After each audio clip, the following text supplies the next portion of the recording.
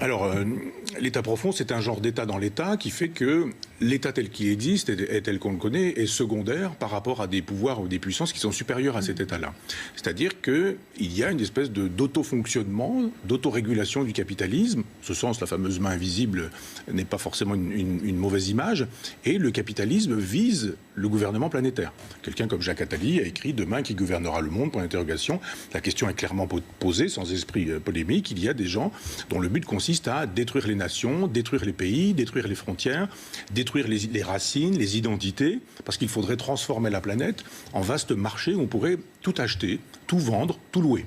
Vous avez fort justement parlé tout à l'heure des enfants de 9 mois qu'on peut aujourd'hui assassiner avec une piqûre. C'est une... Bah oui, mais enfin, un fœtus de... C'est pas un fœtus. À 9 mois, c'est plus... un enfant. C'est un enfant. 9 mois, oui. Pour quelle raison? En philosophie, on appelle ça la réification. Il s'agit de transformer en chose et en objet. Si effectivement vous dites « je ne veux plus de cet enfant pour des raisons psychosociales », et bien on dit « voilà, cet enfant, il a 9 mois moins quelques jours qui lui auraient permis de devenir un enfant qui arrive au monde ». Je peux poser la question à des amis médecins, je dis « mais vous faites comment ?» On provoque l'accouchement, mais une piqûre. C'est Mengele. Mengele. J'utilise jamais les références à Hitler parce que je trouve que c'est l'art de ne pas penser. Mais là, très précisément, dire j'ai un caprice, je me sens plus très en forme, on a perdu un métier, on est au chômage, on a une mutation, etc. Problème, etc. Psycho. Et voilà. Donc on réifie, on transforme en choses et en objets parce qu'il s'agit de tout louer, vendre, échanger, remplacer. Pièces et main d'œuvre, d'une certaine manière. Y compris le corps humain. Y compris le corps humain. Le corps humain, surtout le corps humain. De sorte que tout ce qui détruit les frontières, etc., c'est bienvenu.